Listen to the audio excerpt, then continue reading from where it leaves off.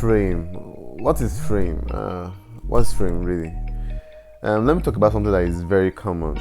We talk about frame a lot. 80% of the women want to fuck 20% of the men. You see, 20% of the women have access to 80% of the women. Very interesting, right? But you see, it favors the people who have done their best. So if you are in the 20%, it favors you. If you're in the 80%, you feel like life is totally cheating you. Hi, it's Bissong, your guy from Rising. You see, in my conversation with men, one thing I have noticed now is that they really do not understand the word frame, or maybe they understand the word, but the actual usage of the word in the conversation, how do you effect or use frame? And I think it also stems from a lack of understanding of the word. You might know the word frame, might know what it means, maybe some lack in knowledge. I don't know if that's correct. But when I've discussed with men recently, many men are talking about frame and something they don't understand it. So today I'm going to be giving a short lecture on frame. What is frame, especially masculine frame? And I have some things written down here in my notebook. I'm going to talk about them. And now the first one is, I'm going to talk about what frame is, and I'm also going to talk about what frame is not. So first, let's go into what frame is. So what I've written here is that frame is the unspoken word in the conversation which everyone in the interaction knows. So we understand that it's in two parts now. That definition is in two parts. Frame is the unspoken word in the conversation, first of all. And then it is one which everyone in the interaction is aware of. So basically, what we're saying is that the context on which every other word, action, behavior, whatever is built in the interaction is based on frame. Frame is the basic foundation for whatever you're talking. Whatever it is, you meet a woman, your conversations from the beginning, your dynamics, how you get to relate, how you guys get to talk, the behaviors around interaction, things you do not say but you already understand in the conversation is called frame. So frame is something that everyone in the situation understands. So let me give you an analogy to define frame. You see, I've always used this analogy to define frame, and I think it's one that has been able to do the work of describing what frame is. Firstly, okay, let me do it this way. We have two kinds of frame, or two positions of frame, or two positions a person or a man can put himself when it comes to frame. We have the kingly perspective of how he sees himself, and then the servant perspective. So we say in men's relationship with women, the woman will be positioned as the queen. And if the woman is positioned as the queen, it means the man can either be to her a king or a servant, a pauper, a king or a servant. So two different frames here. So let us analyze first of all the servant frame. Now the servant frame, which is usually the frame most men come from, they see the queen, and the king or the servant says to the queen, he says, "You're so beautiful in all your majesty. I want to have the privilege to serve and lick your feet. You're so beautiful in all your majesty. I want you to grant me the what word? Maybe it's just a word that is not really in my dictionary. I want you to grant me the privilege to sit by your side and revel in your beauty, I want to sit by your side and adore you and worship you." You see them, they kneel down. They are very chivalrous. They are usually those men that want to put the woman on a pedestal. And that is what we're talking about. Usually they find themselves being simps and the rest of them. And I think many of us can really tell what a man in the servant frame is already. So let's not even dwell on that. Let's go to the kingly frame. The kingly frame is slightly different. He recognizes the woman as the queen, but this is how he says it. It says, I would grant you the privilege of reigning by my side. Now, the king says to the queen, he says, you are beautiful. You are resplendent in all this glory. But if you maintain this glory and are beautiful and resplendent as I have seen you to be, then I might grant you the permission to sit by me and reign with me. Now, the reason why it's like that, and the reason why the king perspective is very important, or is even a more beautiful perspective, is because when a king marries a woman, she becomes the queen, which is the highest authority in the land. But if a king marries a queen, it doesn't become the king. No, it doesn't work that way. So we have seen a lot of situations. I mean, there's one that's not so far. Prince Philip and the Queen of England, Queen Elizabeth II. He is the queen's consort, and his family is not allowed to even bear his name. So if you're married to the queen, the queen doesn't really elevate you.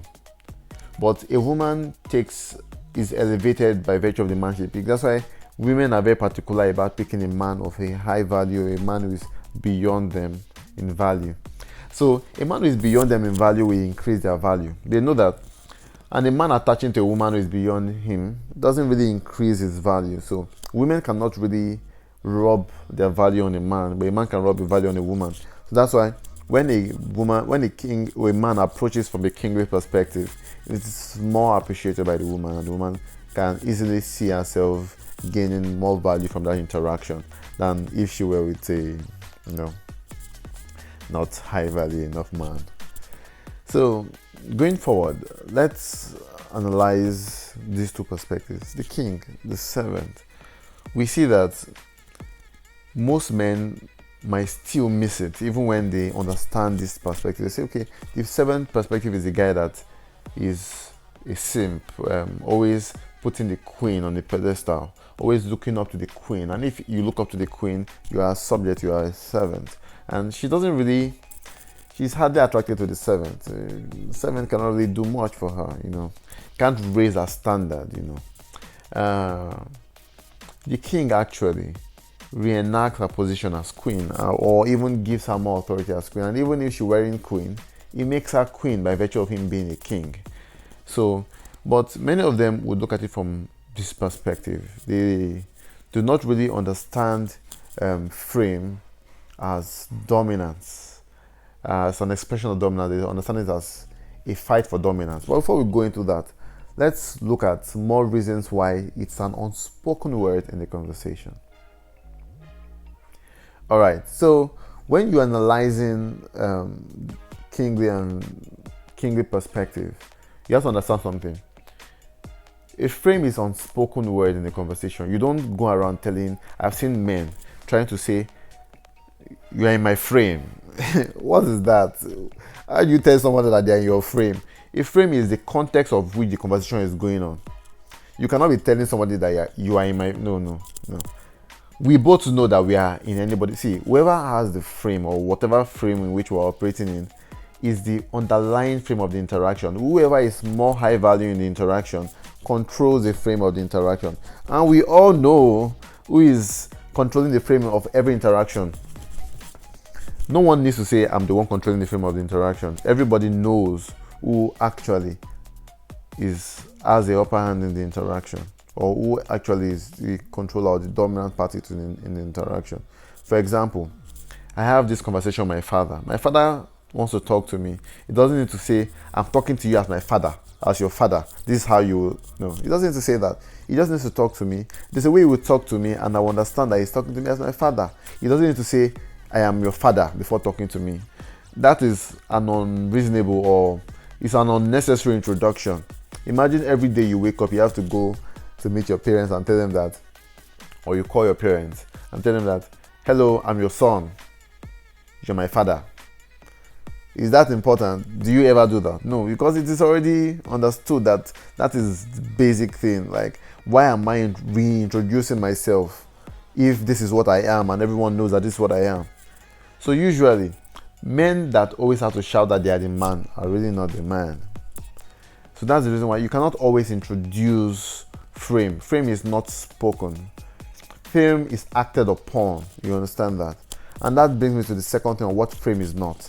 Frame is not a fight for dominance. Frame is an expression of dominance. So it means that if you have to fight for dominance, it means you don't already have it. So if I walk into a room and I carry myself in a particular way, it means I already know what I am, and I am calm. I do not really need to tussle or fight or drag for any sort of relevance, because I already have that frame already in check, and I believe everybody's operating on it. So usually when I approach a woman, I tell guys, I say, when you're approaching a woman, you approach a woman from the perspective that she already finds you attractive. So when you approach a woman, your mind, how you're viewing is that she already finds me attractive. That's how you view it. You don't approach a woman from the perspective of let me go and try to make her find me attractive. You already have the idea that she finds you attractive, or the idea that you're an attractive man, and then you begin to ooze that attractiveness. Basically, what you go there to do is to express the fact that you're an attractive man. You don't go there to try to see if am I attractive. No, that is not what you do. You're not looking for frame. You already fucking have it, and that is what it is. So anybody that has to say I am king is definitely not king. If you always have to announce that you are king, it means other people do not really recognize you're king, and if you're going to be king of a particular people, they have to recognize the fact that you are king. And that's what I also say in marriages, the ways we do this thing is that a man has to be, his authority has to be acknowledged for it to work. That's the way these polarities work. So if a man is going to take up some certain responsibility as king and as leader, he has, that's his position as the authority as king and leader has to be in place. Because if you have responsibility without authority, then it's slavery. And that is what happens when you come from the servant perspective. You have your authorities every man. You have the responsibility every man has to have, but you don't have the authority to back it up. So you're just a slave. You are a slave. That is what you are. You are not anything than a slave when you come from the servant perspective. So basically, what frame is the unspoken word in the conversation. So when I'm having a conversation with a person, we both understand the very fact that I'm the man here. She understands that she's the woman. She understands that I have the dominant frame. She understands that she has the feminine frame, and I need her to, if we're going to have a romantic relationship, I need her to follow my lead. And she knows that she trusts me enough to follow my lead because she has seen me as a man that has the capability to lead, and that is the frame. She knows that I'm sure myself to lead, and she also knows that she can trust me and believe me to lead, and that's how it works. So you don't fight it. I've seen many people that when they talk about it, they say, I have to drag her to my frame. Conversations you start, of course, it is beautiful when you watch her try to fight for dominance, and it's like, oh my god, see this one trying to fight for dominance. And what I do in those kind of situations, I'm having a conversation with a woman and she's trying to prove herself high value. I see her trying to validate, trying to seek validation, from me. And I'm seeing that she's trying, maybe I'm talking about something, and then she says, yeah, me too, I do this. I say, okay, now you're trying to present yourself in this particular light. Or if I said something to disqualify her, and in some way she retorts with a kind of, no, this is what I do, I am this, I am that, trying to reenact to me that, and this is the kind of girl I am, or this kind of woman I am, trying to position herself as high value. That is it. I don't need to go there and start trying. I already know that I have the frame here, I control it, and that's what gives me the confidence. I am interacting from a position of having fun, because I do not really need to do the serious work of building frame, of forcing frame. No, there's no need for that. Like I said, from the kingly perspective, you are a queen and you are beautiful. I want to grant you, if you maintain this beauty, if you maintain this resplendence, if you maintain this, if you're doing well, I'll grant you the opportunity to sit with me on my throne and reign with me. If you're a servant, you keep on begging her for an opportunity to see her face. And you know how women treat servants. You don't want to be a servant in your interaction. So frame is the unspoken word in the conversation, which everybody in that interaction is aware of. When I have my interaction with my father, I know that he's the father, I know I'm the son. That is the frame. The frame is set in stone. When I have an interaction with my teacher, I know he's my teacher, I'm the student. The frame is set in stone. If my teacher always has to come to the class and say, "Hello everyone, I'm the teacher," every day, I'm like, yep, we get it. The only days he will have to repeat to me that I'm the teacher are days when maybe he feels disrespected or his authority is being undermined by the class. So if you have a person that follows you, or you lead people and you feel like your authority is always being undermined, that's why you always have to shout that I'm the leader, I'm the leader, I'm the leader. A leader doesn't ever for one day need to shout I'm the leader. It just goes ahead and continues to be the leader. That's all. More action than words. So that's what's up. Yeah, this is Rising with a Bissong, and I'm resuming talking about these topics. I see that when I see topics that are important, I always like to talk about them here, because I've had this interaction with more men, and I've seen that a frame is a thing. It's a big issue, and especially with how we are approaching it. Most of us are trying to fight for it. It's not something you fight for. It's something that you it's the context of the conversation. You go ahead and have it.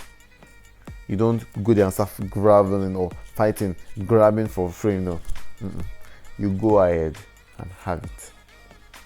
Yeah, so I would like you to join Wising Men Discuss. It's a WhatsApp group we have where we discuss men's topics, we dissect men's topics. We are building a network of men across different countries in the world. We have men from different countries, especially African men. We also have men from across Europe and the rest. And the beautiful thing is that we are all building ourselves as resource for each other. It's a beautiful thing to be there, and the goal is to have a wide network of men. And of course, I would be sharing the link with you wherever I post this video. So for now, stay rising.